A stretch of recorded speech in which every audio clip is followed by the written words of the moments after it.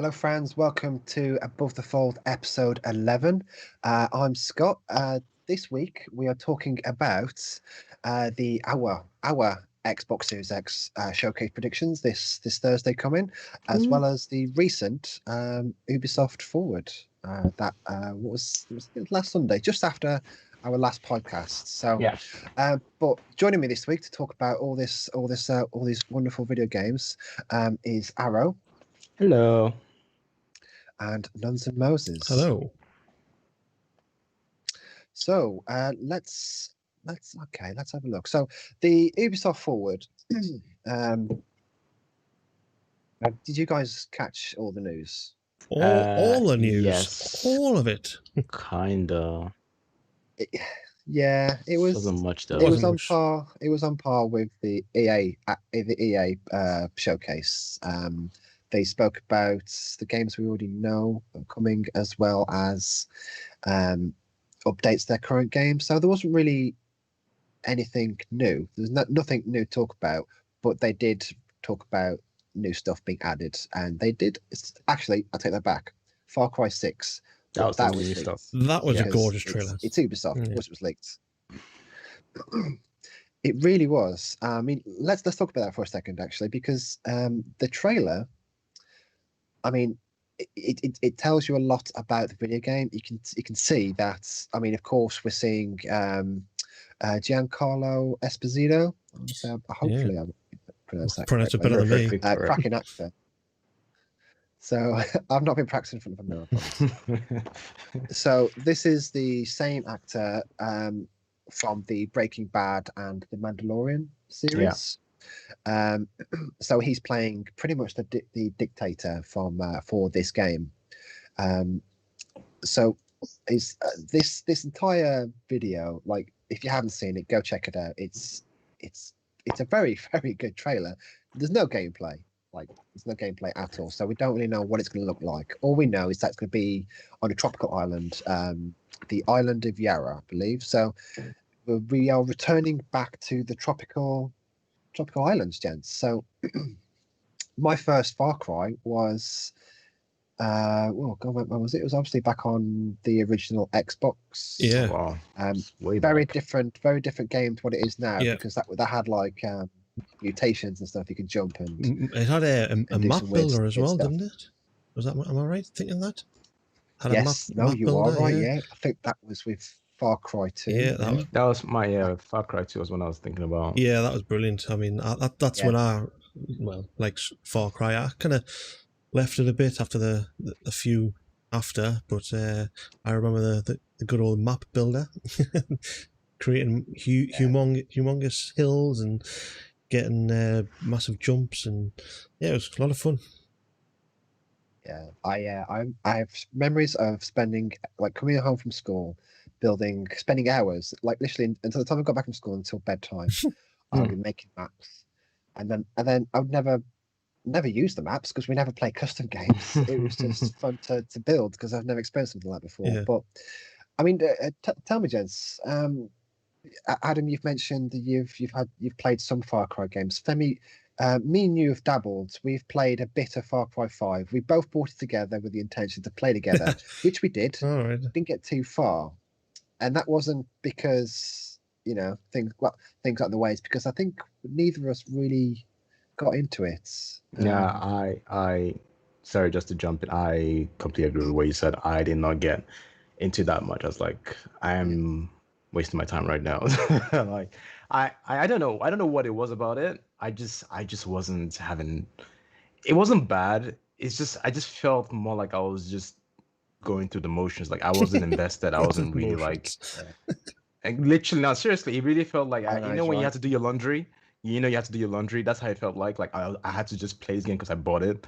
That was like, no, I'm not gonna do that to myself. So yeah, that's pretty much how Far Cry 5 was for me. We both fell off it around about the same time. I mean, it's a Far Cry game. There's very small improvements after each iteration. I mean, the gunplay felt good. I just didn't like the setting too much. I yearned for the tropical setting. So I'm glad we're getting this. I mean, this trailer doesn't really tell us who we are, who we're playing as exactly. So, Yeah. but there's an interesting dynamic going on between Giancarlo and his son. Mm-hmm. So it looks like he's grooming him to become the next dictator. So I find that quite interesting.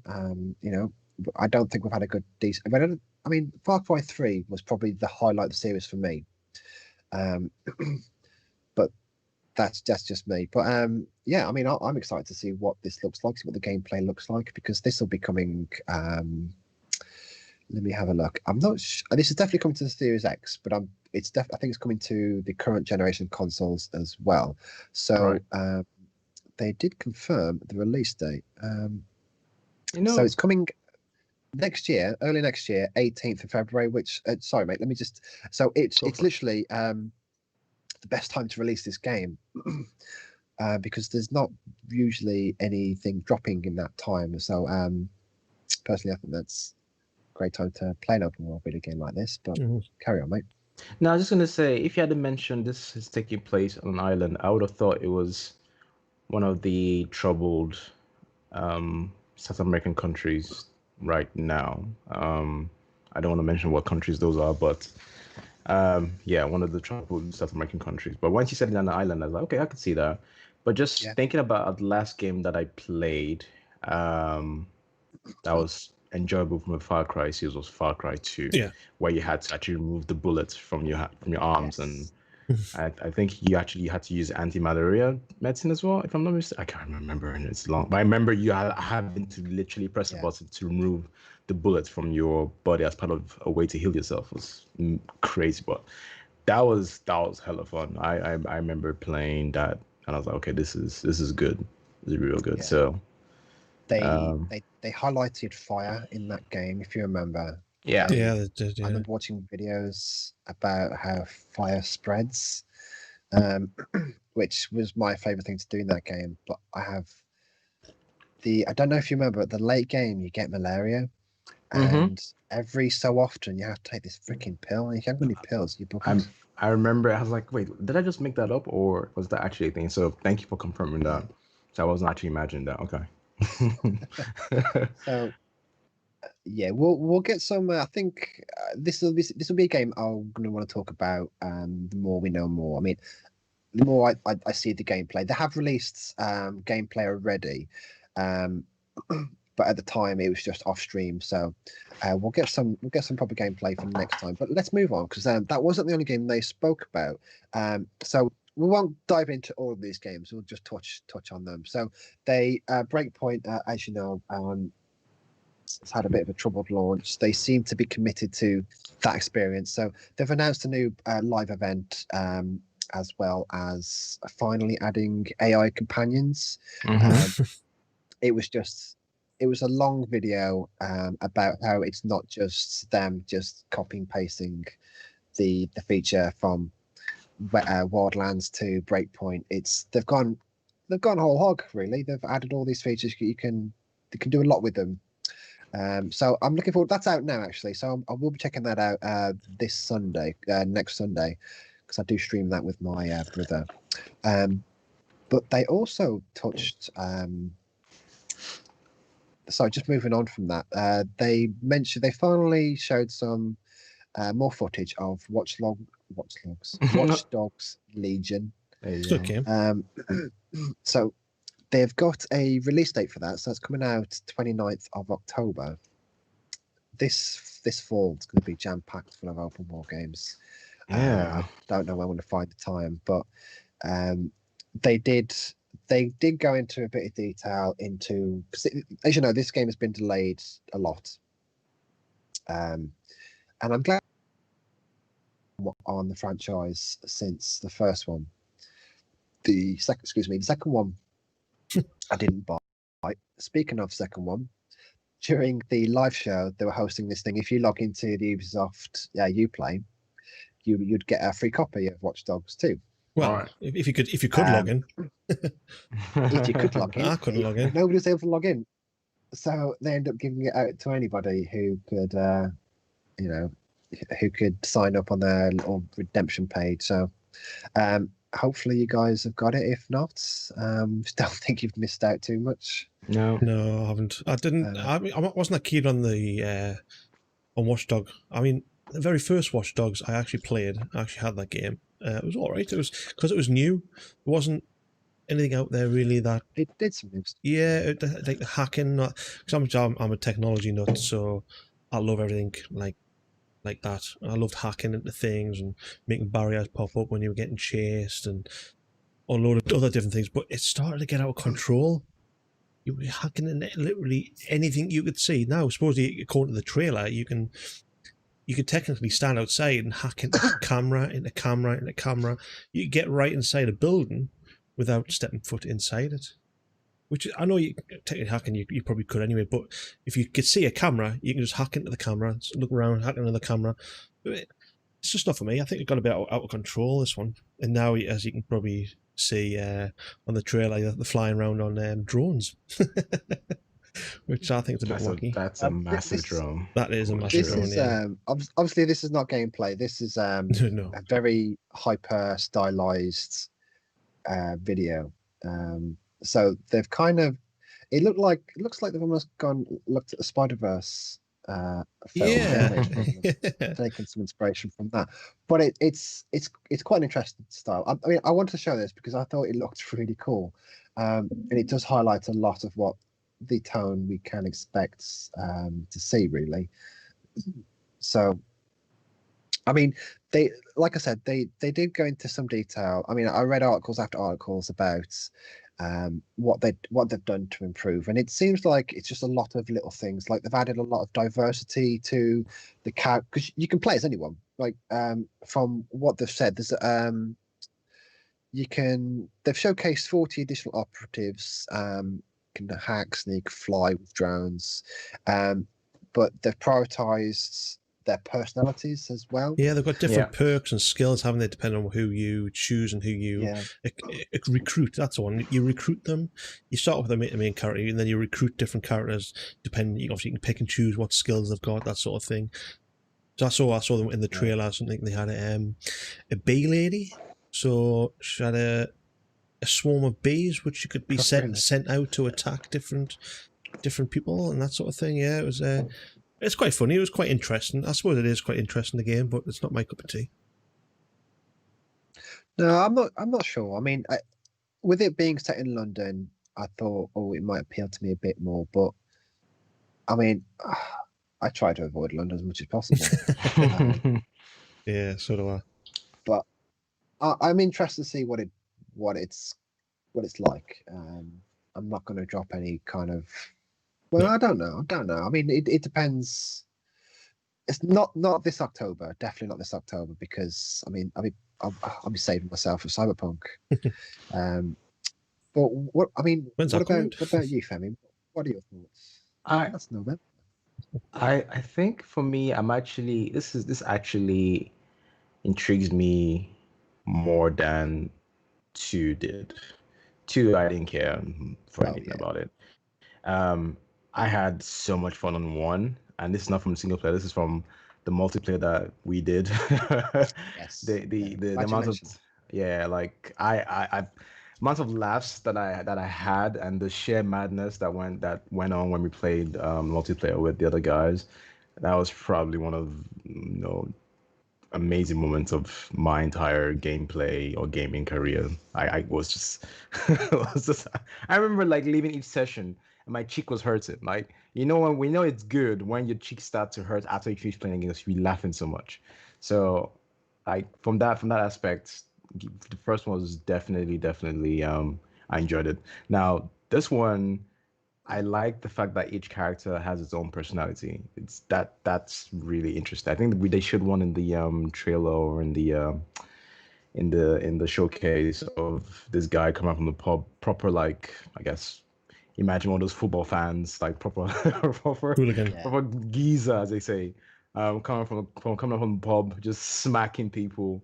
That was actually like that personality, that aspect, knowing that this is going to be in the UK, in London. You do find people like that. Like, I think that's going to make the game stand out. I feel like if each character has its own personality, I think that's already a plus for me.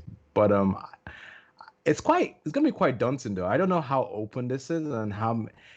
I guess maybe it's gonna be like Shadow of Mordor, where you can recruit people, I guess, but rather than turning them, you actually use them as well. So Yeah, I think that's so right. Yeah. Yeah, you do, so yeah, I'm definitely intrigued. I have my eyes on this one, but like you said, there's so many games coming out. Like I don't even know if I have capacity to play this, but it looks interesting. How accurate is this to London? How accurate is the map?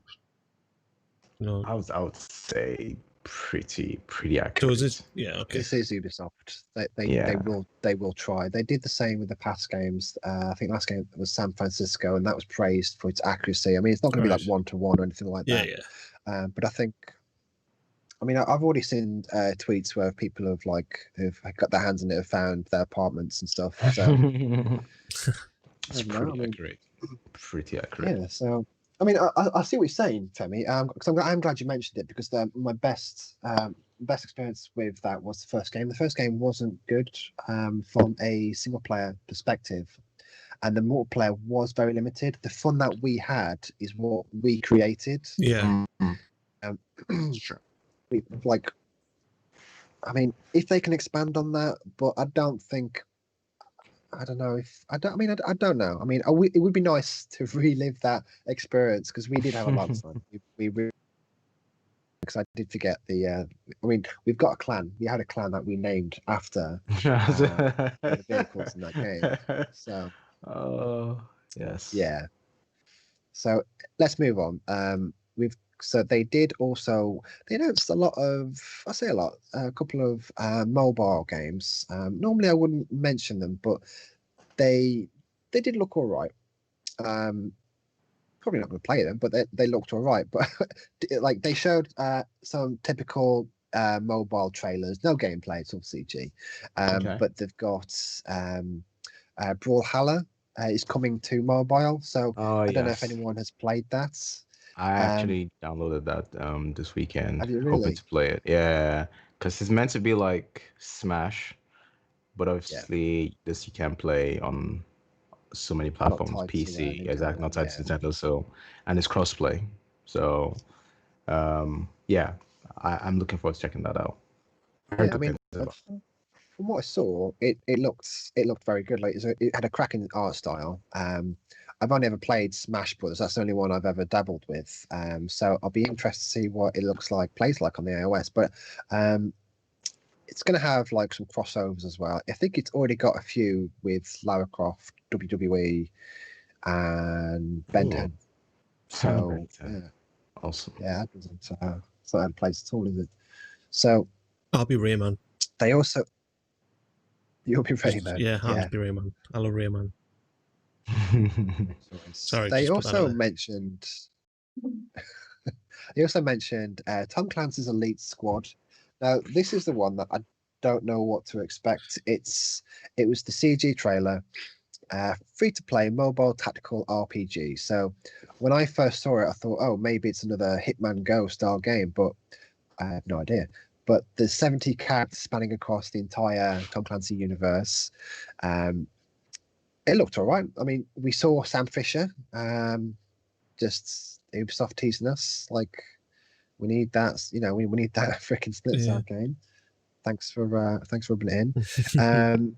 So I mean, they looked quite interesting. I mean, I will be definitely checking out Brawlhalla. Definitely.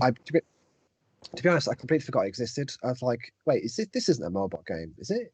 And I looked at it and I thought, oh, this is already out. Yeah. So, because I could have swore it was already out, but but they also showed off some more gameplay for Assassin's Creed Valhalla. Now I don't remember if they already announced the release date, but it is coming out this November. So it will be in competition with Cyberpunk. So I love the Assassin's Creed games, as you guys know. I play them every year without fail. The only one I haven't played was Rogue. And I couldn't finish Assassin's Creed 3 because it was just terrible. But I'm looking forward to this one. But it's not got the same attention that Cyberpunk has right now. I'm wondering, what are your guys' thoughts on the amount of open worlds games out at the moment? Will you be playing any of these coming up? I'll let you go, Adam, if you want to go first.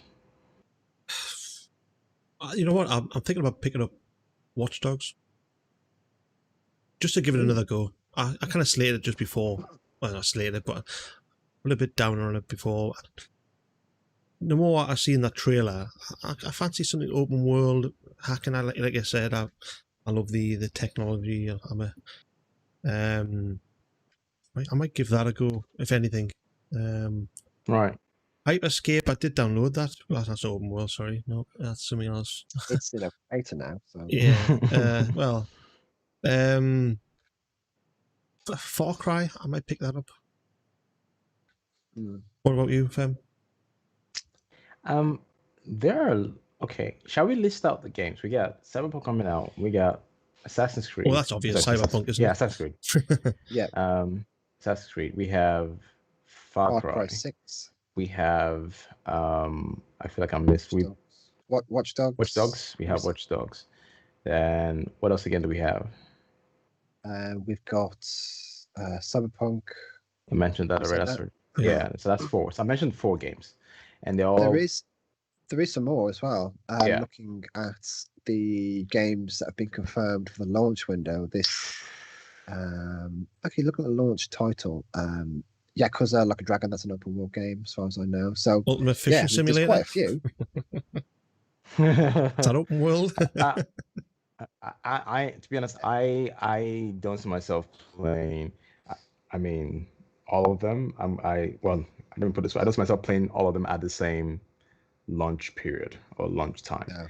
I'm gonna have to just pick one that I really want to play, and then I'll probably end up playing the other ones probably into the next year.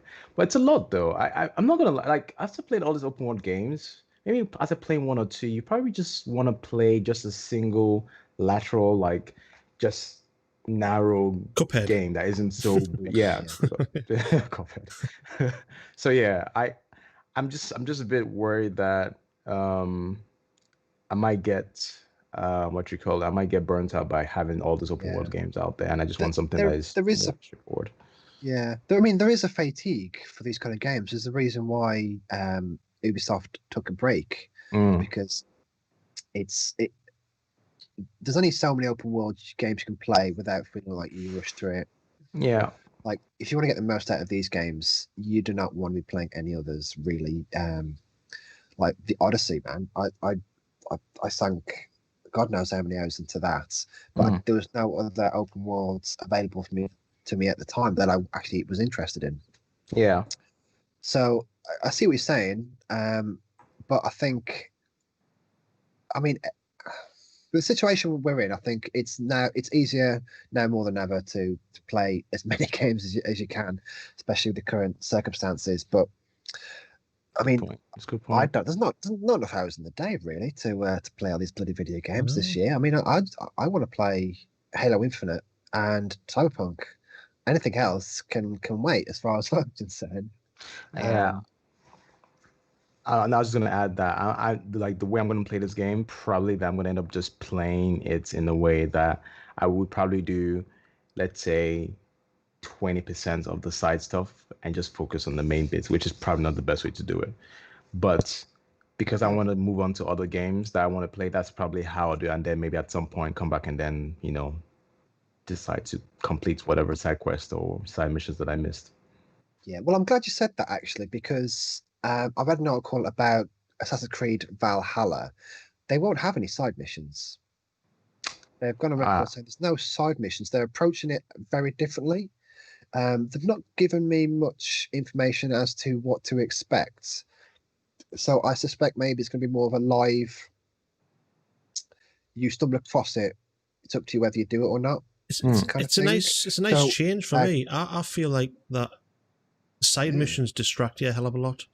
I'd rather them concentrate on the main storyline and push out a lot more story than give you a load of little side missions just to kind of fill time.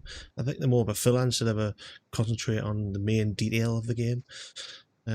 But I'm quite liking that if they're just concentrating on the main story and not giving out side missions. Hopefully, the main story is going to be long enough to be substantial. I would expect so. Yeah, so would I. With how big they've already said the game will be, I think it's going to be quite substantial. I mean, we don't know what to expect. I mean, Ghosts of Tsushima is doing this kind of thing as well. They have side missions, but they also have these random encounters. So it's like they're taking a different approach. But if you look at what Cyberpunk's doing, Cyberpunk are famous for having amazing side missions.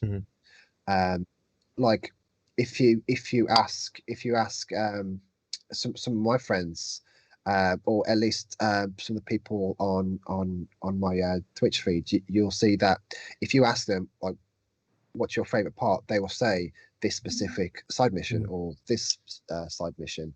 As good as the main mission is, there's lots of condensed stories.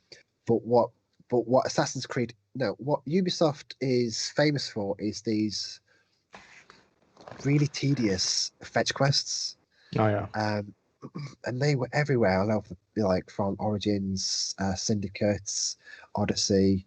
I'm glad they're mixing them up a little bit. So hopefully we'll see some better quality submissions. So yeah, I mean we've got that to look forward to. We've got quite a lot to look forward to, really. It all seems to be RPGs at the moment. Like we've still not seen anything from Call of Duty, but we'll touch on that. But just before we wrap up the Ubisoft Forward, I do want to have a quick little mention to Hyperscape. So as I mentioned earlier, that's now in open beta. It now features a new submachine gun, shockwave hack, and some additional game modes. So they've added 30 tier battle pass. So and they've also done some interesting stuff with the Twitch extension. So Femi, I know you've dabbled with this to a certain extent. What have you had a chance to look into this? Because there's some pretty interesting stuff here. I mean, just the Twitch extension alone, viewers are now able to rank up and progress their own battle pass just by watching, and streamers are able to send squad invites to viewers, so you can interact with your viewers on the fly. So I'm curious, is this something that you think you'll stream and utilize? I'll definitely probably have a stream where I'll do Hyperscape, I think. I didn't want to do it before because I had to VPN my way into it, but now that I think it's open live, there's no restriction to in terms of which countries can access it. I think I'm not sure. I need to double check that. If it's open beta, shouldn't be. Yeah, so in that case, I'm probably gonna do that. But that actual feature extension actually sounds really dope. So it's probably something I want to try and see for myself how it's gonna play out. I might just have people that want to play. I could even just challenge other streamers to. So somebody's calling you out, going, "Are you?" Then challenge them. Okay, challenge you on Twitch. Exactly. Come on, then play me. Exactly. So I think it's gonna make for an interesting rival, especially if you have one fan, one community, talking trash to another community, but in a very positive, spirit of competitive nature. I think it's gonna be cool. I like this idea. Just have to see how it works. I'm definitely keen to see him play more. I've not had a chance to this week. My first experience was me looking for guns and getting owned by people who have guns. So, but I think I'll jump into it when you guys are ready to jump into it, because I think it'll be better with people. I don't normally typically play these kind of games by myself, so but yeah, I mean, I'm quite. It looks and plays very well. Yeah. But I mean, what are your thoughts, Adam? I mean, you're obviously all about Escape from Tarkov at the minute. But does this do anything for you? Does this, as a streamer, are you intrigued at how? As a streamer, yes. This but will play. Again, I'm a bit like yourself, where I wouldn't mind having a team. I know there is a single player side of things on this, but I'd much rather have a team. than go and play by myself. Yeah. It's fast paced. It really is fast paced. And I think I just haven't got the reactions anymore for fast paced games. Don't think I've ever have, to be honest with you. But I'll give it a go. I've got no harm giving anything a go. So it's free. Why not? Free, why not? Yeah. I mean, after my first two playthroughs, I thought, yeah, I might get this, but I might get it on Xbox. You don't want to do a keyboard and mouse? No, I'm not there, and I don't think I'll ever be. I don't have the patience to play keyboard and mouse, unfortunately. I know. So I mean, yeah, we've got so much to look forward to at the moment, and there's a lot of variety. So, but let's move on because I want to talk a little bit about Ghosts of Tsushima. So that came out Friday. Yeah. I'm very, very sorry, Femi, that you are not able to play this because it is definitely a Femi game.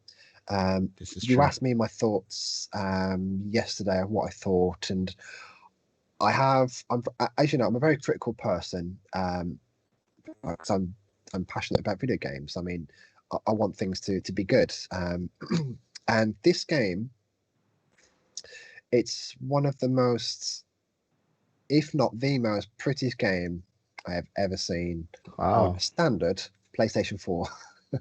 Okay. And like within the first 10 minutes, you're greeted with just leaves, just falling leaves everywhere. I was streaming this and I was in awe. Like my jaw was on the floor basically, and I was talking to Hargit joined me in my stream, and I was like, I'm gonna watch this leaf and see where it goes. And you know what? It didn't disappear. It landed on the ground. It didn't disappear. But there was thousands of them, and it's absolutely stunning. Unfortunately, it does have some little niggles that are bothering the shit out of me. Right. So these aren't big niggles. I'll be honest. I mean, these are fixable. Okay. So playing the game, I noticed that you press square for your light attack, triangle for heavy attack, circle to dodge, right thumbstick is your camera. There's no lock on, and you can't remap your controls. So picture me in a fight, pressing square and triangle, and the enemy gets behind me. I have to thumble my way to move the thumbstick to move my camera. The camera seems static. The camera doesn't seem to move when you fight. So when you parry, you put them behind you. So I was constantly fighting off screen. And for first I was confused. I was like, well, I've not from all the reviews, from all the articles I read, nobody has mentioned this. Until I stumbled across a Reddit page, and they had some similar issues. Like it was mostly positive. They pretty much they felt exactly how I felt, and it was a bit strange that no other outlet mentioned this, because I died a lot. I think I only died because of it. But if they can allow us to either lock on, so the camera locks onto that particular enemy, or even let us remap the controls to R1, R2, Sekiro, Dark Souls style, that would fix that issue, because that would free up your thumb. Yeah. Well, it was just so fumbling. I was fumbling all the time to figure out what I was doing. But saying that, the combat is fantastic. Like even though it's a basic light attack, heavy attack, it's got a lot of nuance to it. You have all these different stances. They all specialize in different things. So I won't. There's no spoilers. I won't talk about any spoilers. Good. But there is. There is stealth. You can't do stealth straight away. You have to. Your character. It's part of the story as why he refuses to kill in a stealth manner as a ghost. Right. Due to the samurai way, it's honorable. So your first few minutes are you confronting people, announcing your presence to a camp of people, and getting them to attack you like samurai style, and that was phenomenal. So, but I've only spent 4 hours with the game, and I'm looking forward to playing a lot more. But they need to fix this camera. This camera is driving me nuts. It's getting me killed a lot. So yeah, I mean, so far, I mean, the reviews I've read have been on point. I think personally, I'd give it the same 9 out of 10 that IGN gave it. The entire time I was thinking, God Almighty, I wish I could play this on my PC. Imagine what it would look like on my PC. And I was like, and I looked at the price. I thought, yeah, don't be stupid, Scott. Let's not entertain that idea.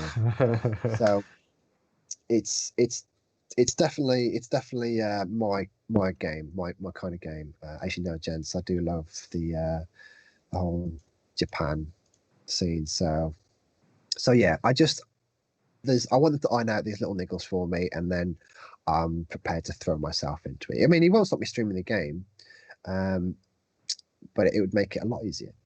So I'm just sorry that you were not able to play it, Femi, because I know this is something you would. Really enjoy. I like I said, I think we're having a chat about this before we actually went live. Like actual gameplay, like people actually playing it as like live. But at the same time, I don't want to, be spoiled as well. I don't want to see any spoilers. So it's very, very difficult. I'm gonna have to avoid this like the plague, and it's gonna be very, very tough. So, but from what I understood from the IGN review, it's been given a very, very good score, a very, very good review, and it seems to be the case that people are liking the game. So yeah, if it comes out on PC, that'd be amazing. But the likelihood of that, I don't even know. I hope, but I'm not gonna hold my breath. I mean, it does seem to almost be going that way. I mean, look at Death Stranding, look at Horizon Zero Dawn. They are coming to PC, but we obviously we don't know. But I'm glad you mentioned that, because if you remember from our previous conversation regarding the game, we were sold. We just didn't know how it felt to play. Yeah. And let me tell you, it feels just as good as Sekiro. Good. Is it not exactly I'm the gonna same? ask you. No, not at all. It's a lot slower. It's a very slow game. For example, and I know this has been driving Hargett nuts. So unfortunately, he couldn't drop by today because he's away with family. So he was a bit put out. He's playing on hard.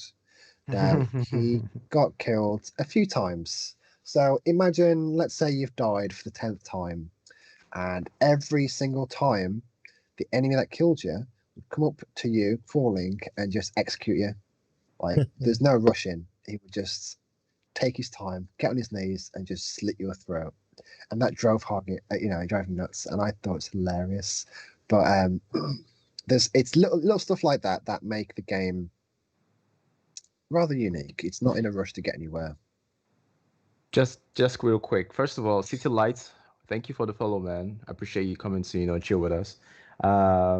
He actually dropped in a question here, and I think we actually spoke about it when we started this particular segment. But if you can touch on it again, Scott, what are your thoughts about the camera controls and targeting system? So I think you mentioned it initially, but if you want to do a quick recap. I will. I'll give you a quick recap. That was my one big niggle, City Lights. And obviously, thank you for the follow. We do appreciate it. That was the biggest sore spot for me with my experience, because the only time I died is because I was doing a parry that get behind me, and if I move the thumbstick, I'll be letting go of the attack, and I had no visibility until I moved the thumbstick. So I was kind of hoping. No, I was surprised they wouldn't allow us to remap the controls. I mean, that would solve the issue, because if you can move the attack, the light attack, the heavy attack to R1, R2, that would solve the issue, because that would free up your thumb. I mean, do I wish it had a lock on like Sekiro? Absolutely. That's pretty much what I expected, really. But it is what it is. I did find myself in certain circumstances where I was attacking and I was realizing, oh, my depth perception is terrible, and I was just attacking the air. But those kind of things are usually solved and you're locked on. I mean, but it's this kind of game. They want you to feel a bit like, let's feel like a bit like Assassin's Creed. There's no lock on. In previous Assassin's Creed, there was no lock on, so you do get used to it. So, I mean, it's a great question. I'm glad I'm not the only one who has brought it up. I mentioned in Reddit, there's a few people who have brought it up. But that's the one thing I think they need to fix. Allow me to remap. That's all I ask for. That's an easy solution. So, but yeah, great question, mate. Appreciate it. So, but like, just quickly, I guess in your 4 hours gameplay so far, you're definitely happy with it. Yes. Despite the inconvenience with the camera and targets and controls, overall, you feel like, okay, this is what I expected from this game. I was worried that I might come across as ranting too much about this game, but rest assured, this game is phenomenal. Okay. There's a few niggles, just a few other niggles, but I don't want that to overshadow the fact that I love this game. It's just I've been wanting this game for so long, and it's finally here. And there's these little things that I wanted to fix, like the lip flaps, for example, that don't sync correctly. And I set it to my language to English. You're playing dubbed. Yeah, I figured if I'm streaming it, it might be easier for people to watch.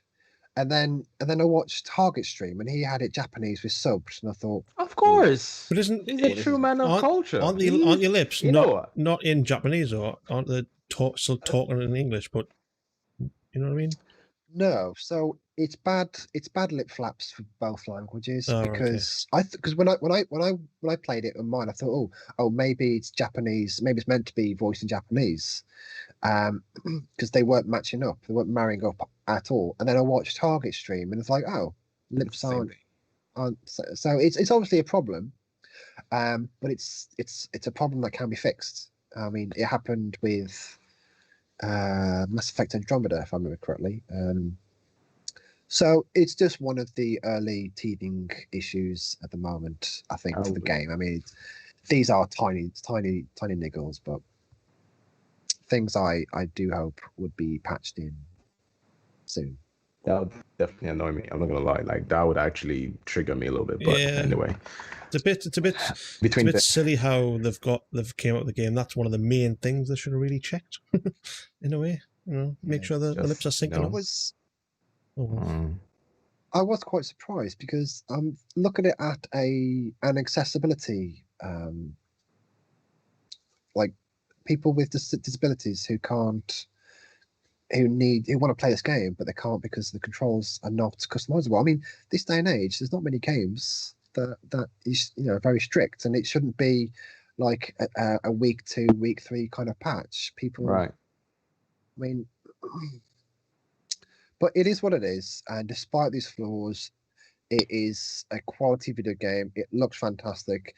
Every time I play that game, I always want to stop and take a photo, because it's absolutely stunning.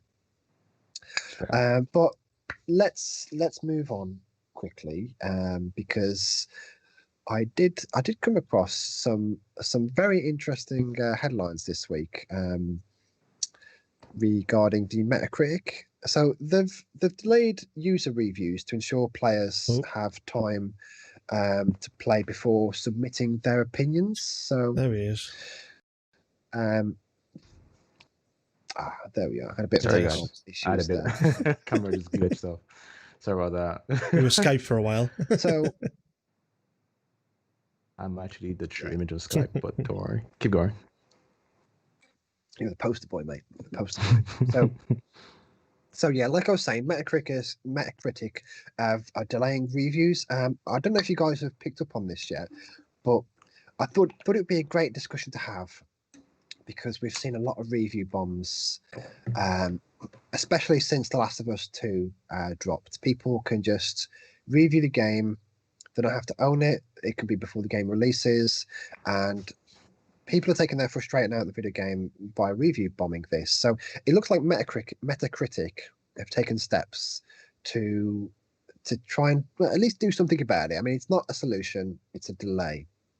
So let me just read out a quick quote. So we recently implemented a 36-hour waiting period for all user reviews in our game section to ensure our gamers have time to play these games before writing their reviews. So a Metacritic spokesperson told its sister site GameSpot, the new waiting period for user reviews have been rolled out across Metacritic's game section and was based on data-driven research and with the input of critics and industry experts. So, yeah, I mean, if you head over to Ghost of Tsushima or even Paper Mario, you'll see a notice saying, quote unquote, please spend some more time playing this game. So I back that. I really do. I think that's perfect. That's brilliant. It's a. Think? Well, I mean, I agree with the statement. Yeah, so do I. I mean, you'll get people who just want to lower the game's review status and stuff by just they haven't even played it, or they've only played to like 10, 15 minutes, an hour, and you can't really. For me, I don't think you can review the game until you've got. Fair enough if it's some major bugs and it's unplayable, that sort of thing. Fair enough. But to review part of the storyline or different parts of the game, you can't. You need to play it like over halfway, I would think, just to kind of. Fair enough, you might get bored, but yeah, you do need time before people review. You need to play it enough to. And if people are just getting the game and reviewing it straight away, that's not fair. It's not fair on the publisher and stuff. It's not fair on the game developer. And I think that's the problem. But I think this will only delay the trolls out there that are unhappy about whatever they're unhappy about with The Last of Us 2. I won't go into it because I think it's all a pile of rubbish. But I mean, it won't stop people. I think it will delay people from just leaving a review regardless. They'll just wait. Yeah. So, I mean, in the quote, they mentioned they got some input from critics and industry experts. So I did laugh when I read that because if I was them, I would ask my customers, people reviewing these games, to verify their goddamn purchases. So not anybody can just come off the street and just write whatever they want about a game that we don't even know that they've played. So, I mean, just look at the comment section on IGN, on GameSpot, even on articles on Twitter. People will just bash it. People will go out of their way to bash a video game and write lengthy comments about why it's bad. So, and I think it would be better if they were able to verify the purchase. Imagine, let's say you buy Ghost of Tsushima and it comes with a code. You put that code, it says if you want to review this game on Metacritic, maybe potentially be good promotion for them. You log into your account, enter that number in, then bam, you've unlocked privileges to write a review. With Metacritic especially, I think they need to be a bit more strict on this because it's very opinionated at the moment, and it's not a balanced. I don't think it's the reviews on there. They're always very, very drastic from what the critics' reviews are, what the customer reviews are. Yeah. Like I don't go there because of this. I follow. I don't know if you guys are the same, but I have people in the industry.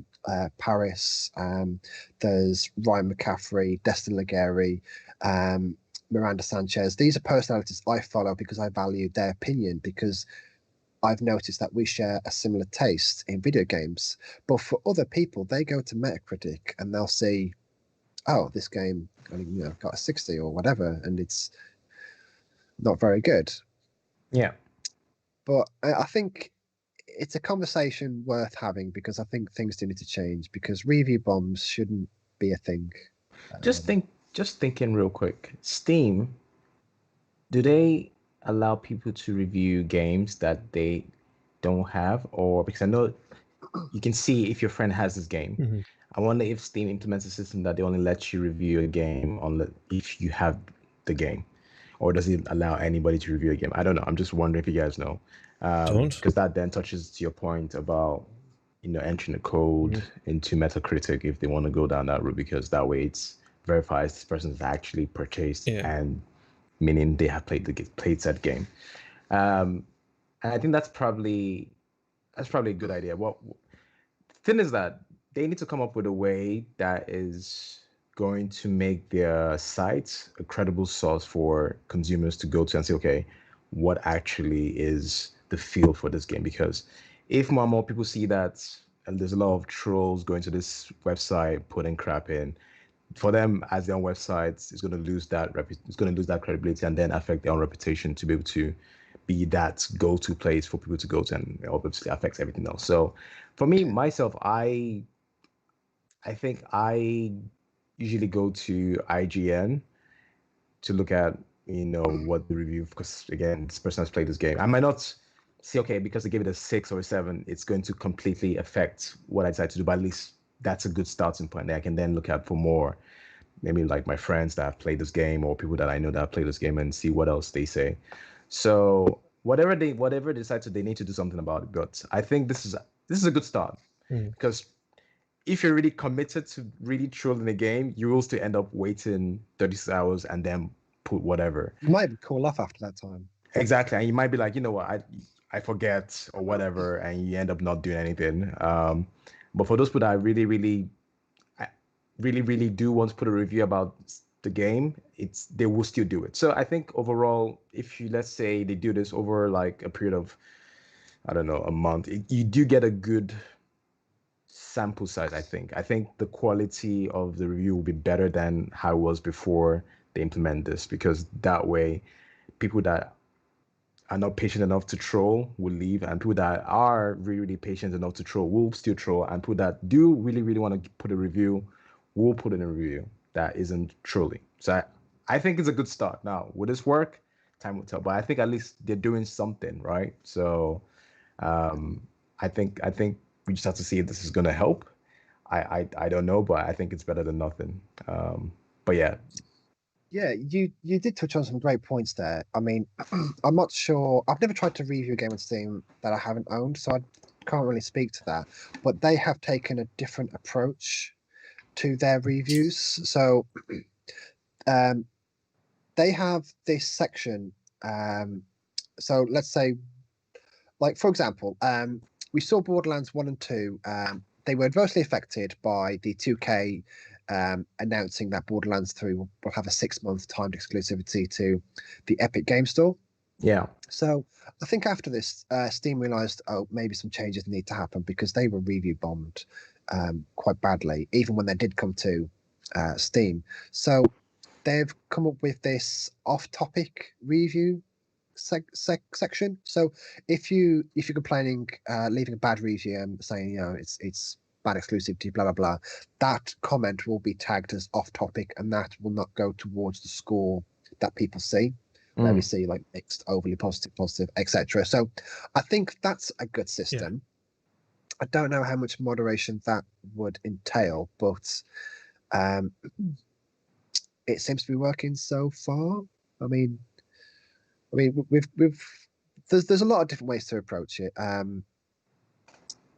We just need to, I don't know, just do your research. I mean, you mentioned that you watch a review at IGN, Femi, and you look elsewhere as well. You do your research. I mean, yeah, it's a smart thing to do, because games aren't getting any cheaper. You can't make any blind purchases anymore, because I mean, games are getting more expensive. $70, 50, 60 quid in UK. And the return policy isn't that great in the UK at the moment. So I can't really speak to our friends over in America. But it's definitely you definitely need to find your research, do your research, and find people in the industry who you share taste with. Like I mentioned Paris, for example. He's a recent discovery of mine after he was a guest host on IGN's podcast Unlocked, and it seemed like every opinion I had, he expressed in a better way. And if you guys haven't, if you guys don't know who he is, check him out on Twitter. He's phenomenal. So we do. Let's move on actually, because we could probably talk about this all day. I know I can. So. The main segment really is an open-ended discussion between us three. So in the light of the Xbox showcase coming this Thursday, guys. In fact, before we touch on that, we are doing a watch party, an ATF watch party. The show is at 5 p.m. There is a pre-show. And we are going to be doing a live watch party. So if anybody wants to come check it out, feel free to. We'll be on Twitch around about 4 p.m. BST time, just so we can catch the pre-show as well. So it's essentially their first party showcase, but it's not exclusive to first party titles, is it really? So let's dig into this really, because we've got the staples. We've got the Halo, we've got the Gears, we've got the let's say Fortnite then, absolutely not. Forza. So we know Halo Infinite's coming. We know Gears 5 is being brought to the Series X. They've also announced that they've got, a Siege coming launch day, Valhalla's a launch day title, Yakuza's a launch day title. Besides these games, guys, Adam, I'll go with you first. I just want to know really what you're looking forward to seeing, what you're hoping to see. I mean, you can see there's a list of confirmed Fortnite? titles. I just want to know which one of those. Jokes. Because I'm probably exact same as you. Halo Infinite, Gears 5. Let's say, except for Halo Infinite. To be honest with you, I'm looking forward to the Medium. That looks like an interesting game. With the trip. I'm actually surprised you've said that. No, I do. I really, I wouldn't mind taking a look at that. It looks really interesting. And bright memory, even though there was a few funny bits in there. That was visually striking. Yeah. Them two, to be honest. Wouldn't mind seeing them too. Yeah. Remind me, Medium, is that the first person horror type? Yeah, where game? you can switch worlds. You go into, it's actually playing there now. If people are looking. Oh well, quickly there. Just a quick little snippet. Yeah, so you can kind of switch realities and check out obviously what Medium does. It looks interesting. I think that game specifically will highlight the new NVMe memory system, because the hard drive, how the speed of the hard drive. Sony did the same thing with their showcase, where they touched on how they can load worlds instantly, and it looks like Microsoft is doing the same thing, and they'll be demonstrating that with the Medium. So that is definitely something I'm interested in seeing. But let's move on to just super quick. Wanted to give a quick shout out to Nihoray P, asking how we are doing, and also a quick shout out to Karamita also joining the chat, as well as City Lights again. Welcome, guys. I hope you guys are enjoying the show so far. Please feel free to drop a question if you have any, or feedback. We're more than happy to. Or even let us know what games you guys looking forward to at next week's Xbox conference. Now, it doesn't have to be an Xbox game, because they are hopefully showing some third-party games. So that actually leads me to a question I want to ask you, Femi, because there are some I mean, Xbox don't really have the exclusives. They're not focused on exclusives. They just Mm. want games. They want people to buy their games, really, no matter where that is they want to play them. So, what what what are you looking forward to on this? I mean, you can see I've created a little list. So I've mentioned already the launch titles. We do have launch window titles, including Call of the Sea. We've got Chorus, Dirt 5, Scarlet Nexus, Scorn, Second Extinction, Ooh, the Ascent, forgot about that one. Medium, Vampire. Scorn looks So interesting. there's Sorry, yeah, I forgot to mention that one. Yeah, that's another one I quite like the look of. yeah, absolutely. But I'm curious to know what, let's say, do these do anything for you? Bear in mind that there are other games out there that obviously they've not announced. There's going to be some third-party titles thrown in as well that we won't even hopefully know are coming. So besides the one that we actually saw teaser on during the Sony conference, I would say Hellblade 2 is what I'm really looking forward to. You know how much I love the first Hellblade. I thought it was a fantastic story. I thought it touched on a very serious theme relating to mental wellness and everything that goes with mental disorder as well. I thought they did it brilliantly.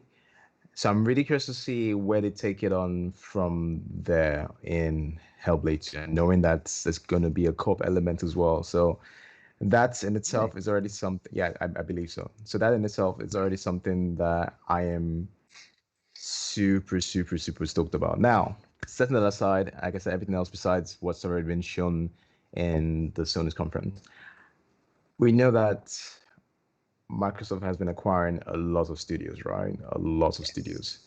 I want to see them show me games that I have not heard about. That is all I want. I want to see them show me games that I didn't have any expectation to see, or I didn't have any knowledge about. I want to see new IPs. I want to see new stuff. That's my, and that's what I've been saying. If anybody has been watching this, has watching the live show, I think we all touched about it. Like, they're doing all these great things when it comes to the hardware, when it comes to the ecosystem, but I want to see more games. Just if you give me that, More?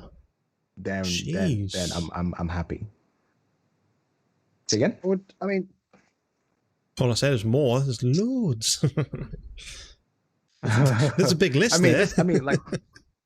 No, because these are the games that we already know about. I mean, I knew about these games. We already saw some of them play out in the Sony conference. So it's not like the third-party conference we saw. Third-party conference. Sorry, thank you. Yeah. So it's not like I'm you know, like, okay, this is new, or it's great. Don't get me wrong, it's great. I'm not taking it makes sound, I don't want to sound like I'm taking throwing shade at, you know, Microsoft. I'm just saying that my expectation for them, because of what they've been doing for the past years, acquiring other studios, suggests to me that they should have games lined up to say, okay, guys, this is what we've been doing with other studios we've acquired. Here it is, games. So that's my expectation. And you're absolutely right in everything you said there. I mean, the staples are there every year. We know they're going to be good because Forza's always good. Halo, I mean, a lot of Halo, growing on Halo Infinite, but we need to see what they're up to, because as it stands right now, there's a lot that Xbox don't do that they should do, and that what Sony's doing very, very well. That's their single story-driven experiences. Like, I mean, we're seeing it now with Senua's Hellblade. Was it Senua Saga? Hellblade 2. We're seeing that. So they are taking the steps to do that, and I'm hoping we'll see more. But there has been obviously rumors of like the next gen Fable, Perfect Dark. They would be welcome additions, but they're not new IPs. I want to see what else they can do. Really, they've been acquiring, as you mentioned, all these different studios, all these different talent. I want to see what they're up to. They've been building up to this moment for such a long time now. they have done everything right. They just have to need the games. I mean, look what they're doing with Game Pass. Game Pass is a phenomenal experience, whether you're on Xbox, PC. Along with xCloud like soon enough, hopefully. Fingers crossed. That's true. Yes, that's true. More information about xCloud, because I'm really interested in that as well. That's going to be fantastic. That would be, yeah, absolutely, and that'll be rolled into the Ultimate Game Pass. I mean, if you're comparing it, like, why should I get xCloud over Stadia? Well, think of it like this: xCloud is meant to be a complementary framework to your existing library, whereas that's all that Stadia is. That's their whole jam, is just that. And with I mean, you guys know how much trouble I've had in this now. I've got 50 megabits per second, and I don't think I can run that properly. Not the quality that I'm used to playing. Like I played almost all my games, if I can, 4K HDR. If I can get to 60 frames per second, that's fantastic, but that's not always the case. Yeah. But I think they're taking the right steps. There's just so much riding on this show, guys, that I'm confident. I'm very, very critical of Microsoft and Sony, but I'm just hoping that they deliver. They need to deliver, because I love Xbox. All my friends are on Xbox. My entire gaming library, majority of it is on Xbox. And the fact that we brought over with when I buy the Series X, where it's still up in the air with PlayStation, that's extremely consumer friendly. I find that, I mean, so far every move they've taken has been consumer friendly. But let's roll it back. Let's talk about the video games. So, is there anything out there that you are desperate to see that they haven't announced? Is there anything?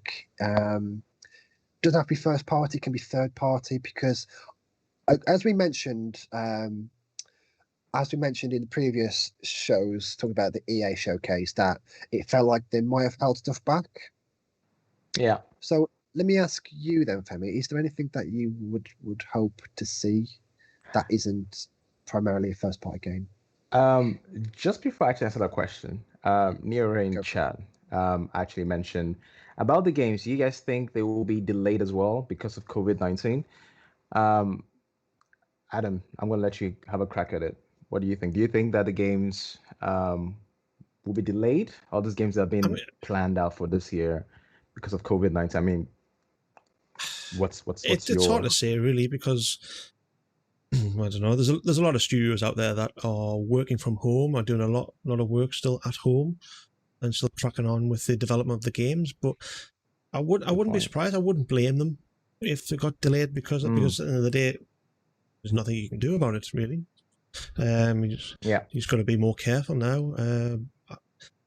There might be a couple of games out there that unfortunately cannot work from home, develop any games from out the office, that sort of thing.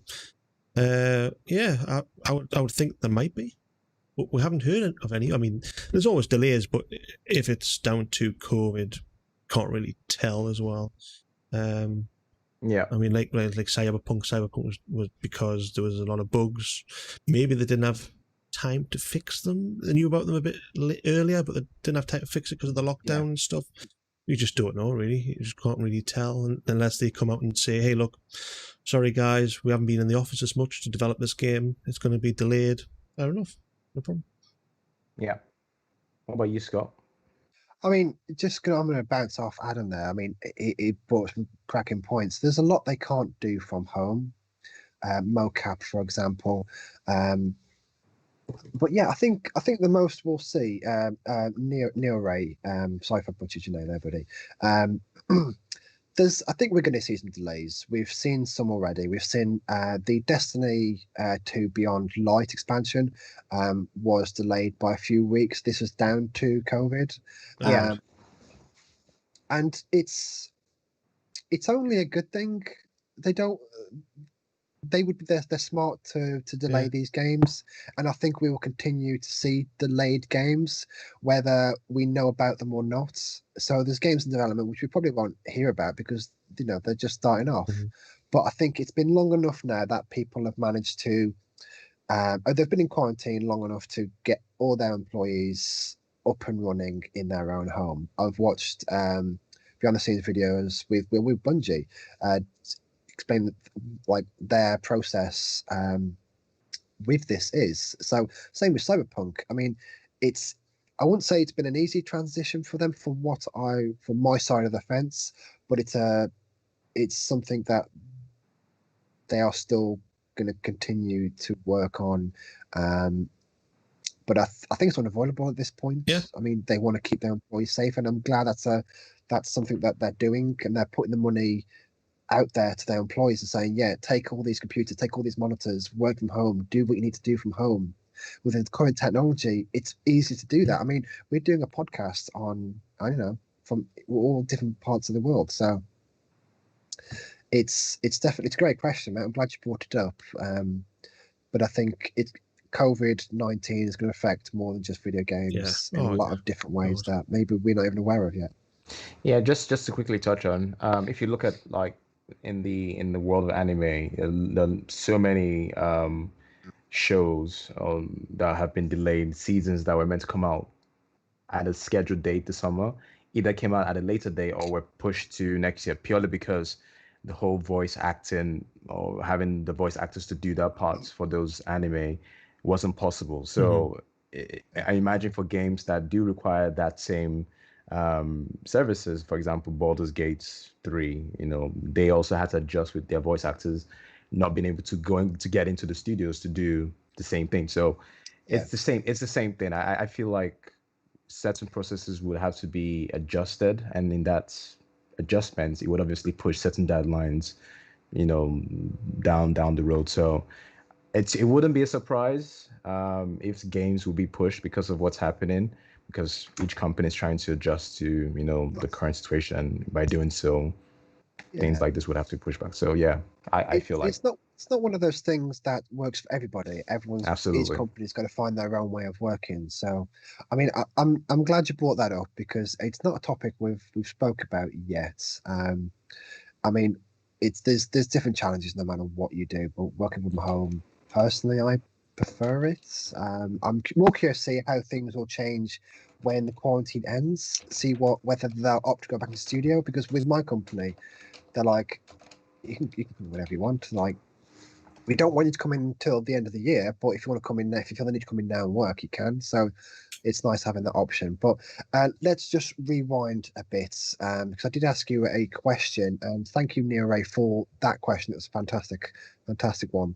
Femi, I just want to know what you're looking forward to as well. We've touched on that. Sorry, we've moved on. So, what games are you hoping are going to be there?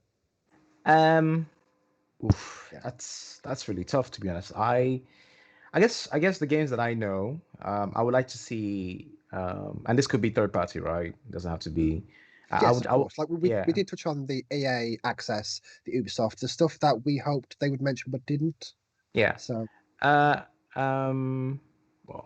if they say. If they say Bloodborne's coming to PC, then great. On Xbox? Or it's coming out to the P. I imagine that's not going to be something they would announce. I would like to see more Hellblade gameplay plus Perfect Dark as well. I think those two games I would like to see more, just so I can understand what my expectations should be.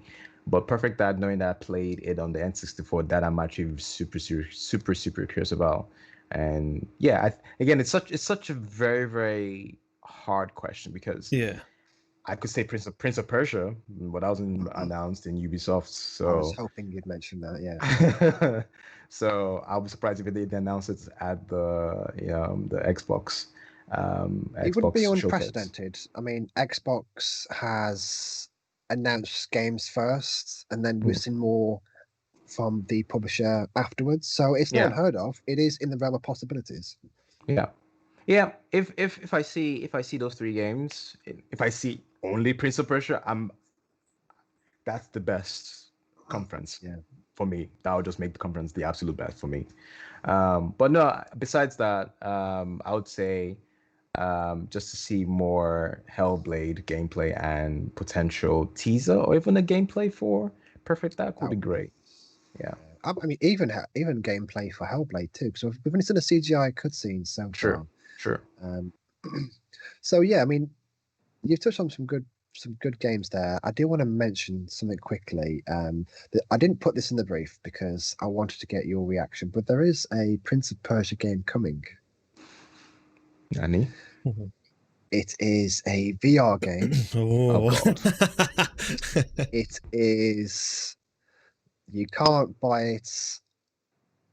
Me and you can't buy it. It's a VR room experience. Why? I read in it. I thought, oh God, should I mention this? And I thought, he needs to know that it's still alive. It's still kicking. Even though, well, they are kind of beating a dead horse. Why VR though? Like, why VR? Like, why? Yeah. It's a VR room experience. You go to these Ubisoft locations, kind of like where you'd go to experience VR. Me and Adam went to one in LA. It's just basically like a cordoned off section, and you put this headset on, and you just experience Prince of Persia in VR. But it's heartbreaking because considering what's happening right now, I don't see anybody going to any experience put on the headset that has been won by several people. Yes, they might clean it, but just I don't. I don't have a VR anyway. I mean, so if they wanted to gauge interest in the franchise again, remaster the originals: Prince of Persia 1, Warriors Within, The Two Thrones. It's great. That I'll be more than happy with that. I'll be more than. I'm really surprised that is not a thing. Like I would think I can't remember the game that well. I think it would be perfect for it to come out, like remaster everything, new graphics, everything. That would just be great. Yeah. But VR. I actually wonder if the Prince of Persia games are currently backwards compatible on Xbox, because I mean I wonder how they play on PC at the moment, to be honest, because I would like to revisit that, but guaranteed when I do that, they won't. I mean, you look at these games with rose-tinted glasses, don't you? And I've gone to old games, and I thought, oh, this is not how I experienced it. It's not how how I thought it looked back then. So yeah, I mean, I want to mention a couple of games as well, because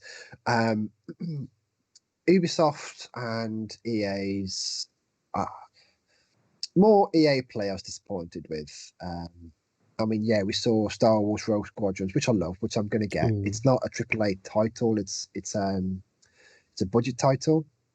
I went in there hoping that I would see not Bioshock, sorry, Mass Effect remastered.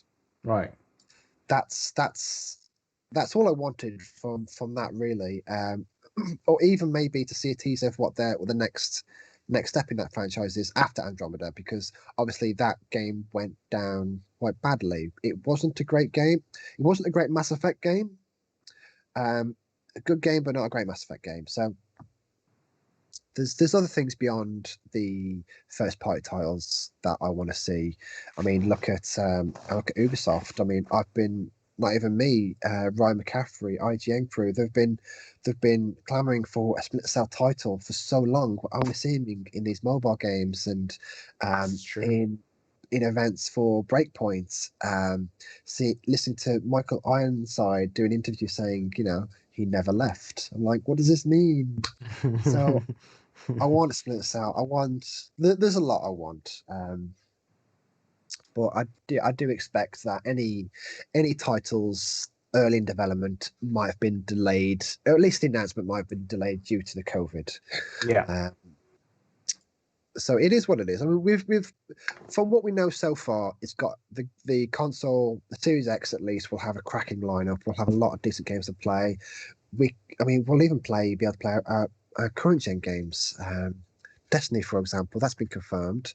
Rainbow Six Siege, games like that. I mean, Cyberpunk will It's not exactly a launch title; it's a launch window title. So it comes out before the Series X, but the enhancements won't be available sometime after the release. So we're not short on video games, guys. There's a lot. There's going to be a lot to play. I just want to know from each of you, Adam, starting with you, mate.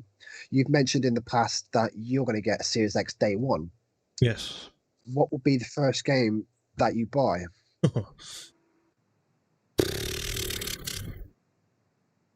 Wow, this is taking longer than expected.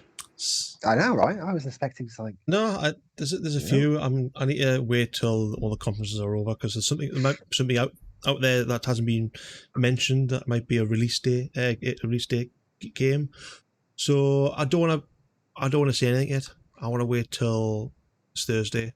Not Halo. But as it stands right now, is there anything that? Oh well, from the list. From the list, well, there's obviously Halo, Gears. They're the obvious. I mean, Cyberpunk and stuff, because I'll be getting Cyberpunk on Xbox Series X. So that's the obvious.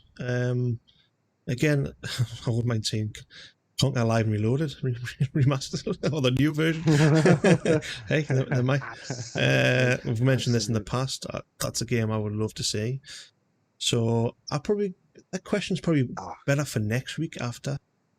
Then I could probably give you a definitive answer. I mean, I was just trying to gauge your interest. I mean that's what we know so far. I mean, there's a lot of time, especially in like things like Cyberpunk and Halo, Gears. A lot of time, and I'm hoping the Medium. That is one game I'm definitely going to pick up. And the Ascent. The Ascent looks really fun. Yes. Diablo-like. Yeah, that looks really fun. I'm definitely picking that up. So yeah, I suppose them games. So there you go. Yeah. So, I mean, just looking at this list now, there's every game on there except for maybe a couple I am looking forward to playing. Top of your list is Madden, isn't it? Of course. So I mean, just even the smaller games like Bright Memory, Infinite, Everwild. Everwild looks like it looks like what's it called? Legend of Zelda, Breath of the Wild. Absolutely stunning video game, but there's a lot here that is more my cup of tea than what Sony's currently offering on as a launch date, launch titles, launch window titles for their console. I mean, yeah, they've got Demon Souls, which I really, really want to play. But they've not been as transparent as of yet about what we can expect. There's no price that's been announced for either consoles at the moment. So I'm still torn. I'm scared. I'm scared of the prices. So, what you just mentioned there. There's more and more it gets closer. I'm changing my mind. I think I mentioned I put a bet on about £550 I put between that.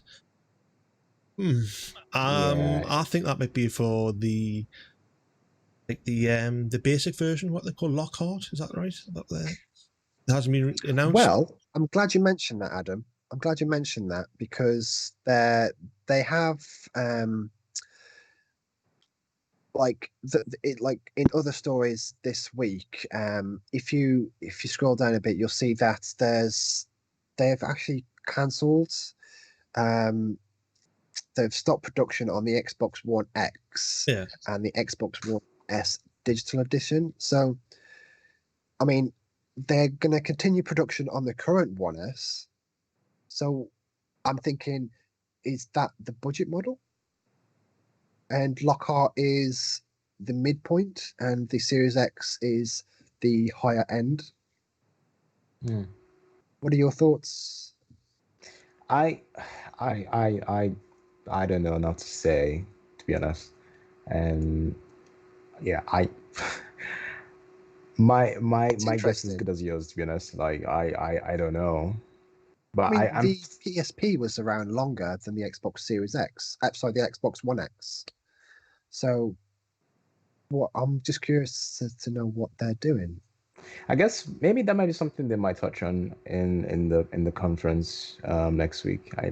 Maybe. Well, I guess they have not. already confirmed that it's going to just distribute video games. They have Aaron Greenberg did tweet that just to set people's expectations that it's Fair. going to be an hour and a half long, just video games. Just video games. So, I mean, it's getting close to the release. They need to announce it console, soon. so Yeah, they've got to announce something soon because it might sound daft. I know people know there's going to be obviously a new generation being released at October, whenever it is, and they need to start saving. But people like to know how much they need to start saving. At the end of the day, they've got to know how much it's costing now. They've got to. They've got all the manufacturing prices. They've got all the advertising prices. They need to know. I'm sorry, they should know how much they need to make on per console to kind of not make a loss. I mean, this has been in the pipeline for years and years, so they need. It's bugging me now. It is really bugging me. They need to start releasing prices. They can't just keep holding on to them and on to them until like a month until the release or something like that. It's crazy. I think they're waiting, hoping that each other would announce their price first. If you look at the history of when these consoles have been announced, Sony has undercut them every single time.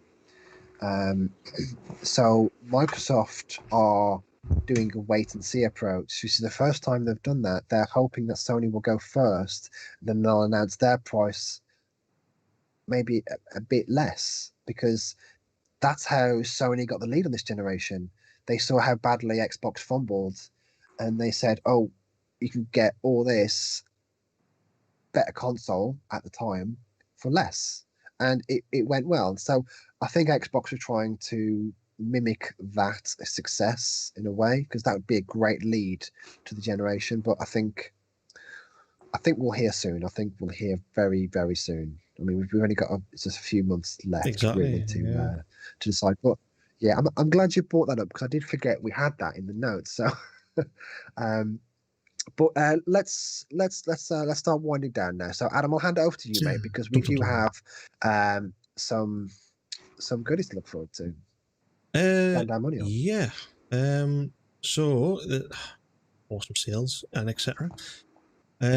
Ongoing. So on PS4, ongoing NBA 2K20 and Rise of the Tomb Raider. Then there's games with gold. So WRC 8 World Rally Championship, that is available on between the 1st and the 31st on sale. Sorry, on Good Games with Gold, my bad. And now available is Juju. What game was that again? That's ringing a bell. Anybody know? What's that about? We mentioned it last week, but I don't know much about it. I've never heard of the game Juju. No, I think it's definitely an indie title. Yeah, and there's downloads available the 16th to the 15th of next month. Free with Epic Game Store. Torchlight 2. Super Hot Mind Control Delete.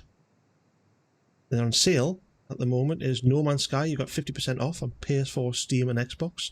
So at the moment it's $19.99 on Steam with only 24 hours left. $17.49 on the PS Store until the 22nd. So you got a bit longer on that one. And the 19th. They've actually.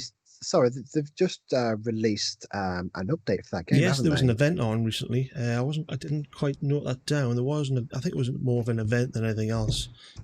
Well, no, it dropped yesterday. It was like it's an update for the game where you'll see derelict ships being taken over by. You've probably seen in the game some of the alien biomass take over certain things, but they've seemed to double down on that in this current update. Oh, right, okay. I did not realise that. Brilliant. I might try and have a little look into that again. I loved No Man's Sky when myself and you Neon played it. It was rather good. So that's $19.99 on Xbox Live. That's only got 15 or 16 hours left, so get snapping that up. Ubisoft Forward sale, up to 7% off their entire catalogue. Wow. You can get the following for a staggeringly epic discount: Ghost Recon Breakpoint, £12.50. The Division, £8.58. Sorry, the Division 2. Division 2, right? Sorry, yes, Division Yeah. 2. Far Cry 5, £7.50. And on Humble Bundle, 11 Warhammer games for £10.50. So to name a few, Space Marine, Dawn of War 1, 2, and 3, and Vermintide. Yeah, that's some good sales on at the moment. Bought that. Yeah. Yeah. Dawn of War was one of my Like, I actually favourites as well. That Love Dawn of War. yeah, I mean that's why I mentioned it. Because a friend of the show, Ewok, he's been holding the fort on the old Dawn of War franchise, bless him. And he's been nagging me to get it, but I was always unwilling to put the money down. But I've paid £10.50 for all these games. It's come with Space Marine, which is one of my favourites because it's voiced by Mark Strong, one of my favourite actors. So it sounds pretty good this week. Myself and you will gents, have to play Dawn of War because I love Dawn of War, either 1, 2, or 3. I'm sure I've got the actual box of Dawn of War. I bought that years and years ago. I think it's hidden away under some or in the loft somewhere. So yeah, I'll be playing that. I may as well just buy it again on digital. Saves us digging out the discs. I don't think I've got a disc. Yeah. No, I've got a disc tray. So yes, I'll be buying it digital. Yeah. It's an RTS, right? Yeah. Yeah. Okay. It is a Humble Bundle is a very tiered. This one in particular is tiered, so you can spend anything, can get like 4 games, spend a bit more, you get another 4 games, spend £10.50, you get the entire lot. So there's 11 games there. Some of them I probably would never play, some of them not really my cup of tea, but it was worth it just for Space Marine and the wonderful franchise, really. So I am buying it as we speak. So yeah, I mean we've had a lot to talk about this week. The show's gone on longer than what we kind of hoped it would. So let's wind things in. Let's just quickly touch on Femi. What are you currently playing at the moment? So on stream, I'm currently playing Life is Strange 2, which has been fantastic. Again, this touches on a different thing that actually is very, very relevant in our today's situation.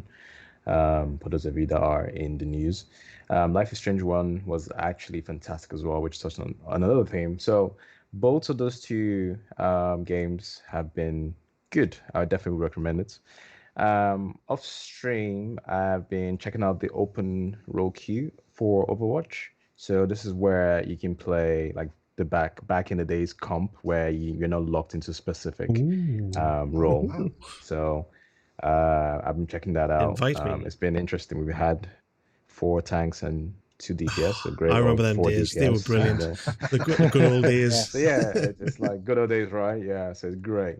So yeah, I've been doing that. Plus, playing a lot more fighting games, Tekken 7 and Ultra Street Fighter as well. So awesome. I've noticed you've been playing these games, and I've been like wondering because you've dabbled. Just a quick tangent, really. Well, just quick on topic question regarding those 2 franchises because we quite like Mortal Kombat. So you've always enjoyed your Street Fighter games.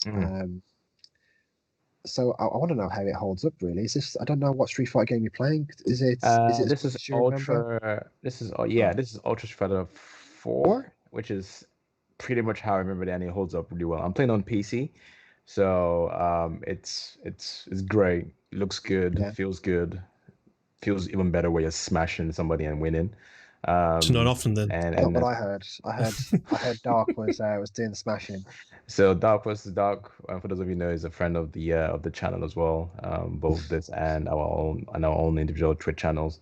We're playing Tekken together with some other guys. City Lights, I think he's in chat as well. He also joined us on both Street Fighter and Tekken. No, that's not how it went down. He did win a few games on Tekken, I'll give him that, but in the end, there could only be one, and that one was ARO. So,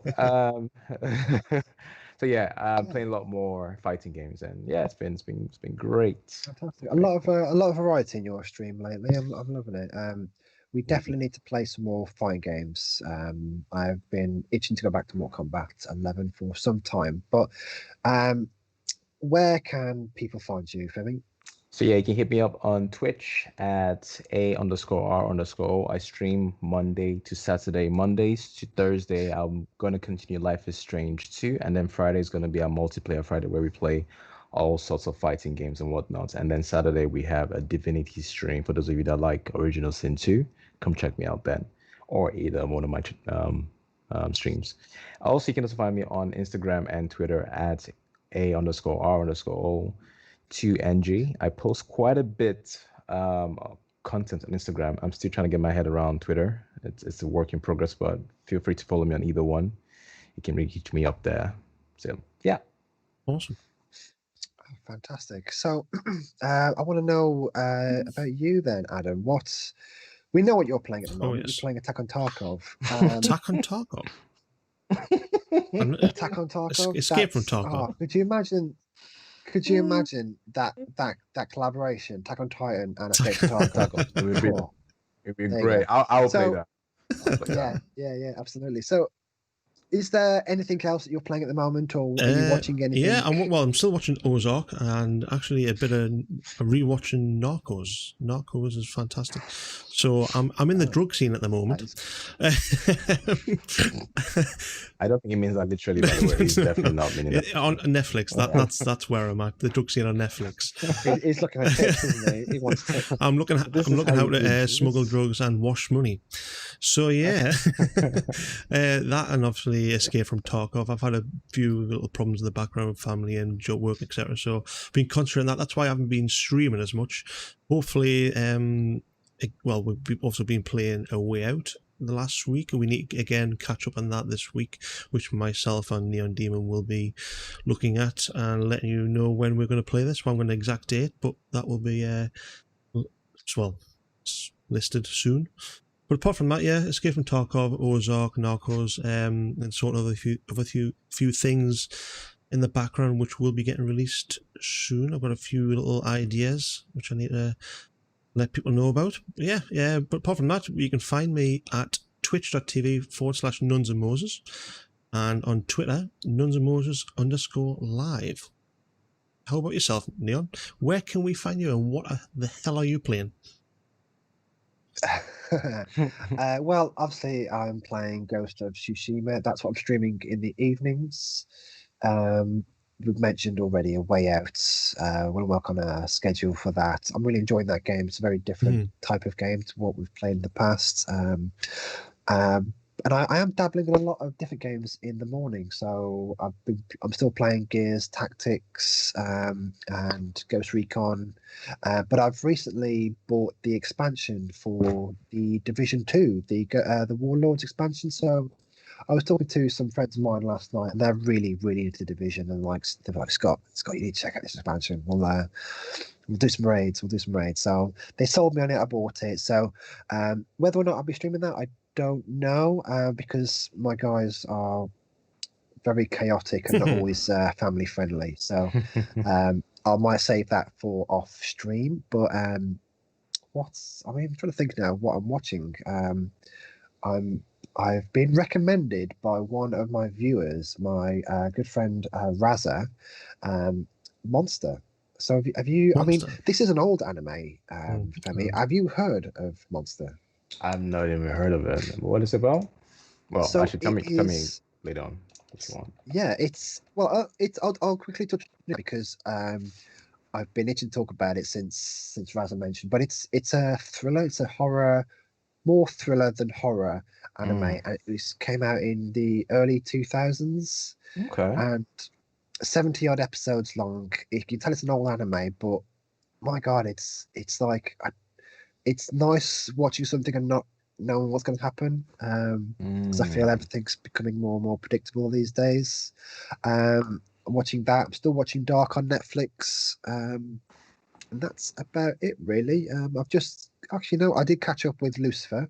I've watched all 4 seasons whilst working at the same time, so I've been very, very busy. Sorry, I just need to say thanks for talking about stuff on Netflix. Thanks for recommending Old Guard. That was a fantastic film. You watched that the other week, didn't you? Yes, The Old Guard was brilliant. I watched that last week, yes, and brilliant. Really enjoyed it. Yeah, I mean, Charlie, stay on, man. She don't lend her talents to just anything. So, Sorry. yeah, I mean, and finally, you can find me twitch.tv/neondemon4. I am back to my regular schedule now after some internet outages. So, I've discovered that I'm quite unpredictable with my streaming. So I need to be a bit more, coming on at a fixed time, because I can be in the mood for streaming. And so whether that's on a Monday morning when I don't stream, because I typically stream Tuesdays, Thursdays, Fridays, and Saturdays, but then I can stream a surprise stream in the morning on Monday morning, whatever. So Yeah. you can find me there. You can find me. I'm more active on Twitter now that I've taken Facebook off. But you can find me at neon_demon4. And if you want to watch any more Above the Fold, you can find us on our YouTube channel below. This will be posted here, if not tonight, tomorrow. You can also catch us on our Twitter at AboveTheFold_1. So this is for those of you who don't know, this is a weekly show, 6 p.m. BST. And we really do hope you'll keep tuning in. So for Femi, for Adam, I'm Scott. This is Above the Fold, episode 11, and we hope to see you guys next week. Thank you. Bye.